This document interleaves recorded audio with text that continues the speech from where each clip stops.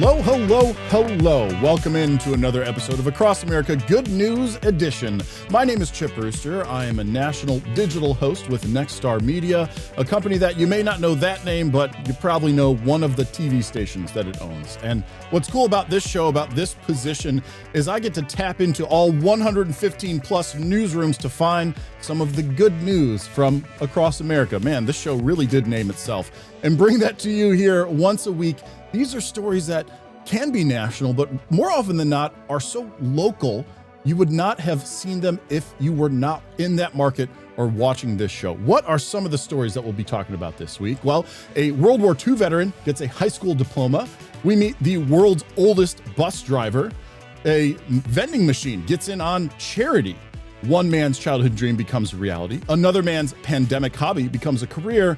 And I continue my animal story tradition, a story about a cat cafe.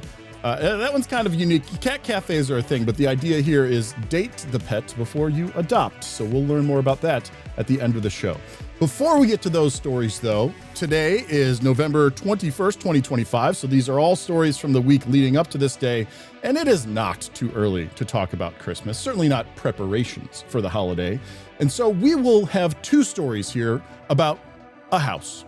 Really, the house. We are talking about the White House and how it is preparing to become a little bit more festive. So the first one of those two stories is coming to us from our station in Grand Rapids, Michigan, WOOD.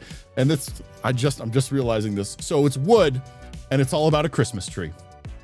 This is the tree the White House chose. It's a con-color fir. It will be cut down, wrapped, and put on a truck and shipped to the Capitol.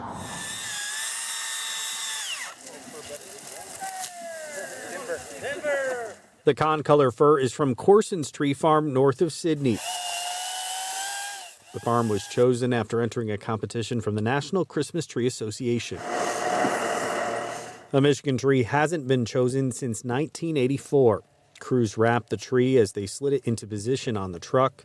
The Christmas tree will be placed in the Blue Room at the White House. Corson's is also supplying a smaller tree for the Oval Office and 2 trees for the governor's residence. This is the 6th year the farm has entered the competition. In 2015, Corson's provided a tree for the vice president's home. The family says it's an honor to have their tree chosen. First Lady Melania Trump was looking for a tree just like this one. She wanted the green color and she wanted something very narrow. So she wanted specific, I guess they have a theme in mind, and whatever that is, we don't know. We'll find out soon, but whatever she wanted is what she gets. The superintendent of grounds at the White House felt like it had a very traditional look and appearance to it. And one of the unique features about a con-color fir is it has a citrus fragrance. So if you grab a needle off from a con-color fir and break it and smell it, it smells like an orange. The family will present their tree to the First Lady at noon on Monday in Washington, D.C. Kyle Mitchell, News 8. So that's just one story. You're seeing it there first, coming from Michigan. One of, I don't know which one is like the tree for the White House, but definitely one of the trees for the White House. And then we've got another story coming from our station in Colorado, so KDVR in Denver, Colorado. A little bit of a behind the scenes of just how they decorate the White House. It's not just the First Lady, nor is it just one decorator. It is teams of people.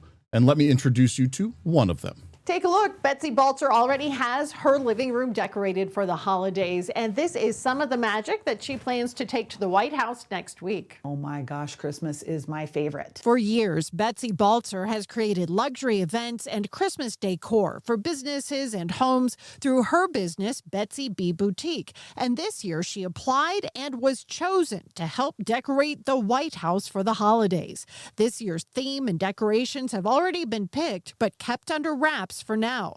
The day after Thanksgiving, Balzer and another 100 or so carefully picked volunteers will go to the White House to complete the installation. They just say, you 20 in the Blue Room, you in the Oval Office, I don't know, whatever, wherever they tell us to go. And so we spend 3 days decorating. And then Monday, they have a big party where we get to tour everything and see the entire White House decorated. The public will get a chance to tour the White House and see all of those decorations. If you're curious, the White House will release photos of their holiday displays coming up on December 2nd. Kim Posey, Fox 31. So that's how it all comes together. A little bit of that behind the scenes, picking out the trees, bringing them in, picking out the people, bringing it in, and keeping all of it, I liked the phrase there, I'm going to use it again, under wraps. I've got one more story for you that's a little bit more in the seasonal vein here before we move on to some of the other super cool, local, unique feature stories from across Nexstar. And this one is coming to us from our station in Sacramento, California, KTXL. And it's about a different kind of vending machine, one that truly meets the mark when it comes to the season of giving. This mom and her kids are visiting a holiday vending machine at the Westfield Galleria at Roseville. There's shower and hygiene kits, produce boxes. They're not shopping for themselves, they're choosing what to give. Anything that you guys want to get? This is a giving machine. It's part of an effort called Light the World that started in Utah in 2017. Super easy, it felt great. A video produced by Light the World drives home the impact. The machines allow you to give in very specific ways. It has grown from 10 the first year to 126 this year in 6 continents. Nancy Pinney is one of the attendants at the 2 machines inside the Roseville Galleria near the big Christmas tree. The Church of Jesus Christ of Latter-day Saints, they assume all responsibility for the costs involved with the giving machines. And 100% of the money that you put into the giving machines goes to the charities themselves. These machines have 30 gifts you can choose from, and many of the benefiting charities are local to the Sacramento region. Stand Up Placer is a nonprofit that primarily serves victims of domestic violence, sexual assault, and sex trafficking. Stand Up Placer Executive Director Gary McDonald says the donations from these machines have a huge local impact. From counseling, food, helping people learn budgeting, find a job, restart their lives. I'm living proof. Dawn Reddick shared with us she escaped a domestic violence situation 10 years ago. Stand Up Placer guided me every step of the way. They were my advocate, my rock. Anything I needed, they provided. And because of them, I'm able to be here today talking to you. Just one of many examples of how giving machine donations make real-world impacts. What's really wonderful is when you see families come up and you see the joy and the concern and the fun that the children are having as they're learning about giving. It's so cool to do something so simple for others, and it makes such a big impact on their lives. What a neat idea. And here's one of my favorite parts about that story. So I mentioned that it came from our station in Sacramento, but you heard it began in Salt Lake, where we have another station, KTVX. And they said that they've got, what, more than 100 at this point? So even if you're not in the Sacramento area, if you're watching this, there might be a giving machine near you, and you might be able to track that down and do a different kind of vending machine purchase in line with this holiday. So that's going to do it for these seasonal stories, but we're going to take a quick break, and when we come back, we'll introduce you to a few gentlemen that are worth their own individual story. You'll see what I mean on the other side of this break.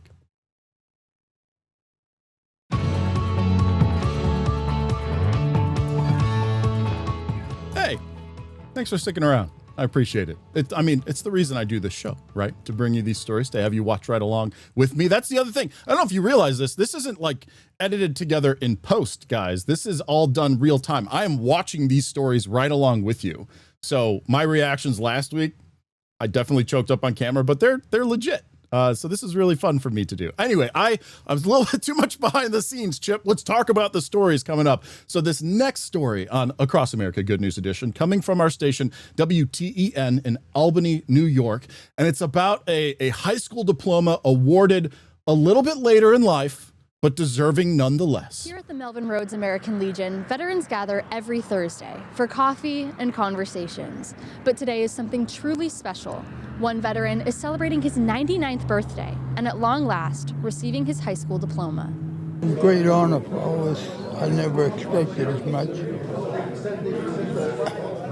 I appreciate it. Dominic Bersani served in the Navy in World War II and the Cold War. He left school when he was in 8th grade, driven to follow in his father's footsteps and work in the shoe business. When he turned 18, he had a passion to serve the country and enlisted. I think every person ought to go have a little time in service. I mean, to me, it's important. After Bersani's service, he turned his passion for craftsmanship into a career, building bridges, something he soon shared with his son. When I come back out, I start building bridges. And then my son joined me. He started building bridges, and as he still does. Now, he wants the younger generation to consider building their own bridges in the way they treat others. Get along with everybody.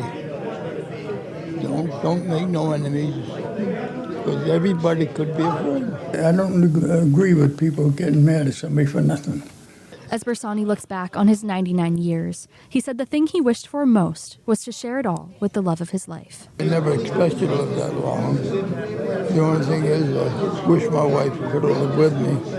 We were married 74 years. She passed away. I miss her awful. We were crafters. She was so smart. She could pick up something on the side of the road and make something out of it. The program at the American Legion serves over 150 veterans, helping them find connection, belonging, and the shared strength of their service. It's just an amazing experience for them to finally be recognized. I know so many veterans, especially from Vietnam, had such terrible experiences when they came home. And now to have the opportunity to be recognized and appreciated, it's like nothing that you can describe. Reporting in Rensselaer, Peyton Cavanaugh, News 10, ABC.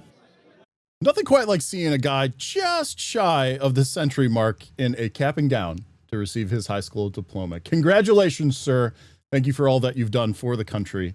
And, 99 isn't that old these days, so I wish many more years upon you and your family. Let's move on to another gentleman, also of a certain age, and also deserving of some credit because he has set a Guinness Book of World Records record. I'm the oldest driver in the world.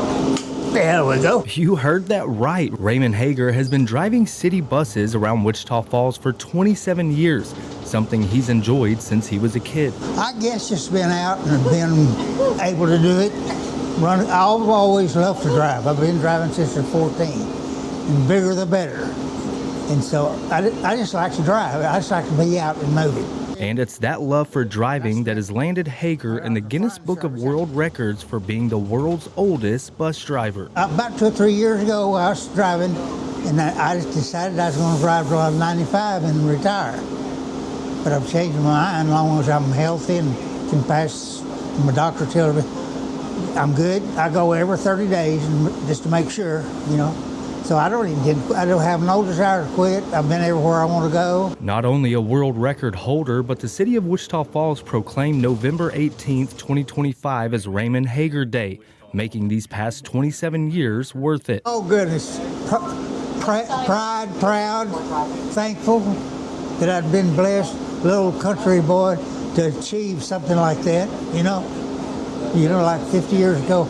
Well, I told a guy this was going to happen. I said, you got to be crazy. And with no plans of pumping the brakes anytime soon. Curtis Jackson, KFDX, 3 News. Amazing. Amazing. And anyone out there that's watching that going like, I would be horrified getting on that bus. I just want to point out a couple of things. One, he goes to his doctor every 30 days and says he's going to listen to his doctor if the doctor says stop. And 2, did you hear that interview? That is a 95-year-old that is still got it. You know what I'm saying? So enjoy the ride. That's the best that I can do. And hey, congratulations, Raymond. You probably saw on screen that one came from our station KFDX in Wichita Falls, Texas. One more individual feature. This one is about a man who had a childhood dream and grew up for it to become his career. Growing up, Brad Boss says he always wanted oil field toys for Christmas. Then, in 1996, he received a model pumping unit from his dad. Fast forward 12 years later, the man that built Baugh's very first model unit taught him how to start making his own, which became the start to the rest of his life. I was homebound sick with a brain tumor, and he called me. He said, come on over, and I went over and I got this little kit that he gave me of all the patterns and stuff that he had made. And that's basically what I started my business out of. Boss says by 2010 he recovered from his brain tumor and continued to build models at night while working full-time at his other job. An oil pumping unit or pump jack is a piece of equipment used to pump crude oil from underground. In 2017, Boss started building those models full-time, and the demand continued to grow. Detail really sells. The quality, we put a lot of work into our paint jobs, and we put a lot of work into the models. And the detail that we get with our 3D printers and just our lathes and our mills and everything that we have there at the shop, I think it's, detail sells, and that's what people like. And if you make something authentic that people love, they're going to buy it. Now, Boss says he's delivered these replicas to 46 states across the U.S. and even 8 other countries. He says they create about 10 smaller models a week and 3 to 4 larger ones a month. Nothing gets me more excited than seeing the customer's face whenever I get to the location. They see the stuff that we've created, and, everybody enjoys them.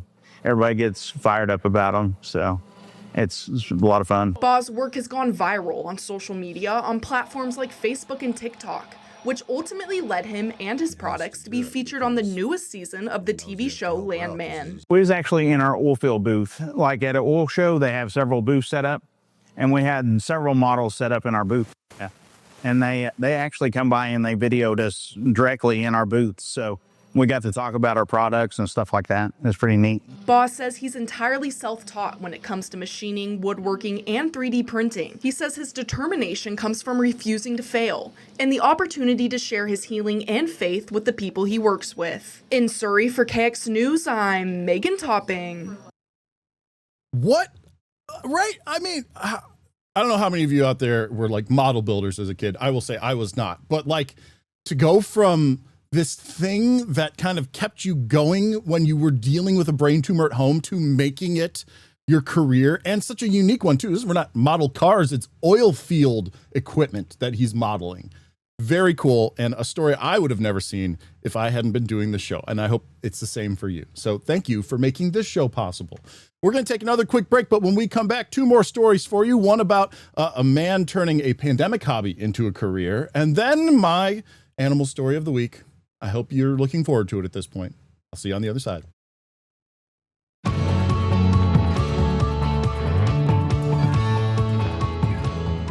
How many people during the pandemic tried sourdough bread? I am not one of them, but I know I have friends that was the thing. I mean, that was like a thing, right? Well, one gentleman, I don't know if you could say he took it too far, but he definitely discovered a new passion through that experience. We're opening up on Friday. It's one of those success stories that a lot of street vendors could only dream about. But for Dave Moore and his wife Ada, a secret recipe for sourdough bread became an overnight sensation at the Ocean Beach Farmers Market. A recipe that was created out of desperation after getting laid off from the hotel business during the coronavirus and then getting in an accident. Meanwhile, I got hit by a car on my bike, and I was home for some time, and so I started making bread, and that's when actually I started doing the farmers market. After selling out night after night at the farmers market, they realized they had some kind of magic formula, something that stood out from the rest. With the hotel business now in the rearview mirror for good, a passion for artisan bread has now evolved into a thriving new career. So what's the secret sauce? Well, I do have a 100-year-old starter that I work with. It was gifted to me, and it does handle well. It's just been collecting everything in the air for over 100 years, and I keep it well fed twice a day like a child. So it's a yeast? It's just a natural yeast. And that secret recipe has paid off big, launching Dave Moore and his crew from street corner vendors to the grand opening of his first brick and mortar store on Newport Avenue called Sourdough and More. With a built-in following from the farmers market, those faithful customers were waiting out the door as soon as those doors opened. It just really kind of evolved that we decided to take over the storefront and the whole building for making bread. For the production-wise, it only made sense. Using a mixture of science and art, the exclusive sourdough recipe has been spun into everything from artisan baguettes to bagels, focaccia to croissants, whenever possible using only local ingredients to make it happen. But Dave Moore and his wife didn't do this all on their own. They recruited amateur baker Emma Gibb, who quit her corporate gig and quickly became professional baker Emma Gibb. Baking kind of always just as like a hobby, and I just showed up at the farmers market one day after quitting my corporate job, and I had asked the vendors how to get permits to kind of start this business, and then I stayed at the farmers market that day and I just never stopped going. With a capacity to bake about 300 different items every day, the goal is to clear off the shelves before they close the doors each day. As first-time owners of a storefront, they now employ about a dozen people. people. From farmer's market to storefront, the name Sourdough and More is now etched in brick and mortar. It's been quite a transition, so a lot to think about, and I probably wouldn't have it any other way, absolutely. I've got the support of the Ocean Beach community and those who know me and know the bread. We feel like we made the right move. Dan Plant, Fox 5 News. I live nowhere near there, so I can't go try it myself. I would if I could. If you are watching this and you live there, I would love to know if that 100-plus-year-old starter yeast truly lives up to the story that we just saw. Also, I feel like that was the difference, right? Versus some of the pandemic sourdough efforts that I saw and heard about. 100-year-old starter. Lucky guy. Okay, final story. Animal story. Cat story. This one about, and did I say where that one came from, by the way? San Diego, California, our station KSWB. And I didn't talk about the oil field one, KXMB, Bismarck, North Dakota. Got to make sure I'm giving credit where credit is due. So now, final story. Credit for the final story, WJZY in Charlotte, North Carolina, about a cat cafe that took a different approach to the adoption part of its mission. Downtown Monroe is where important connections are made. I think we just try to create a really nice meeting space. Coffee's a good icebreaker when you're trying to meet your match. I mean, how can you not be in a good mood when you're here? From the outside, it seems like business as usual, but we've barely scratched the surface. This one just keeps licking me. At Charlie's Cat Cafe, Allison and Simon are at odds. I'm very much a cat person. I'm originally a dog person. But at the cafe, they find common ground. No coffee pun intended, of course. You just get to come and you get to experience like all the love that kittens have. Look, Leah, he's trying to get your feed. But this isn't just a place where felines give families the feels. Not that there's anything wrong with that. So maybe not so in my face. You can never catch me. Oh, you caught me. I've had a lot of people tell me it's very therapeutic. Founder Michelle Varecki set out to create a spot where someone interested in adopting a cat doesn't have to make a rushed decision. As if she's not busy enough, the local attorney launched the nonprofit Charlie's Angels Animal Sanctuary and Yes Cat Cafe in the old space above her law office. That's been everything from a grocery store to a clothing shop. She was motivated by bad adoption experiences. They brought the cat in and they gave us like 5 minutes and came back and knocked on the door and was like, "Do you think you want the cat?" And I was just like, I don't even know this cat. She ditched the speed dating concept and allows prospective pet owners the chance to fall in love in a more relaxed setting. Is he? You're always so happy to get them homes. In Charlie's Cat Cafe's first year, 161 kitties were adopted. So Michelle's not lying to them. I always tell the cats, I said it gets only gets better from here. You actually tell the cats? I do. Here you can take your time before making that big judgment about whether to adopt a cat. And also, even if you don't take it home, well, you're socializing it for whoever does. There are about a dozen cats at a time in the cafe. Plus, there's a kitten room, which is as adorable as it sounds. That one's pretty playful. Jill Briggston comes here a lot. I can't tell them apart though, because we have a dog and he does not prefer cats. So this is our chance to cuddle and play with cats. You have a stress day and you come here and the cat loves all over you. Charlie's also helps bridge the age-old divide between dog and cat lovers. Simon says, I have to say I really like this cat cafe. I don't know what I was getting into when I came here, but I certainly do not regret it. Every day at the cafe is like a laid-back meow mixer, with a few breaks, of course. I think Jax is ready for his nap time. He has that look that says if you wake me up, I'll get mad. Hopefully no one gets mad, just madly in love. Thankfully, looks like they get plenty of rest. In Monroe, they're all really friendly. John Lee, Queen City News. I just want to repeat 2 words and bring back the images. Kitten room. Kitten room. Even if you're not a cat lover, come on, it's a room full of kittens. All right, that is where I'm going to leave you. Thank you once again for joining me for another episode of Across America Good News Edition. We're going to keep this thing going, so I hope to see you on future episodes. Until then, I'm Chip Brewster. Take care, everybody.